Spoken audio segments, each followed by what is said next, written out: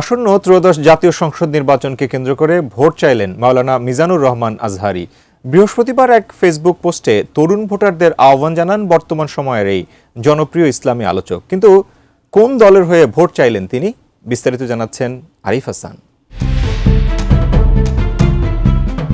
দরজায় কড়া নাড়ছে আসন্ন ত্রয়োদশ জাতীয় সংসদ নির্বাচন। সারা দেশ জুড়ে বইছে ভোটের হাওয়া। নির্বাচনী আমেজে মুখর ভোটাররা, প্রার্থীরাও জোরে সোরে চালাচ্ছেন প্রচারণা। দীর্ঘদিন ক্ষমতার বাইরে থাকা বাংলাদেশ জাতীয়তাবাদী দল বিএনপি এবং বাংলাদেশ জামায়াত ইসলামী প্রায় এক যুগ পর জাতীয় নির্বাচনে অংশ নিচ্ছে। আসন্ন এই নির্বাচনে আওয়ামী লীগ অংশ না নেওয়ায় ভোটের মাঠে বিএনপির প্রধান প্রতিদ্বন্দ্বী এবার বাংলাদেশ জামায়াত ইসলামী।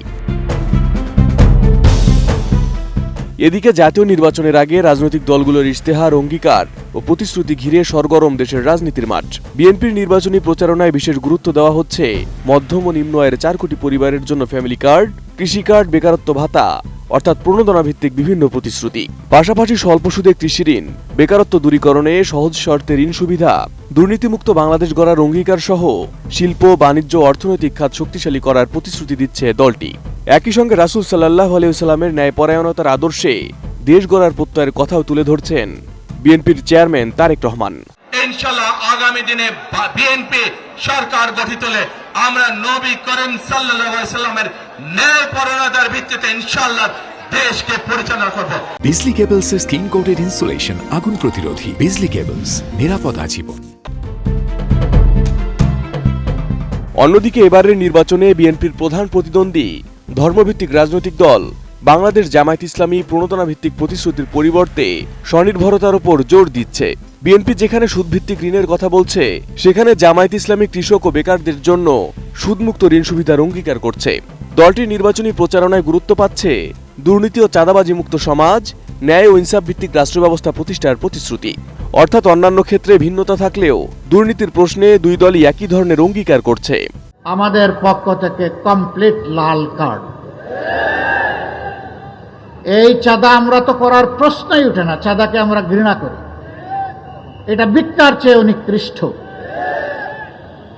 আমরা ইনশাআল্লাহ কারো মায়ের সন্তানকে চাঁদাবাজি করতেও দেব না।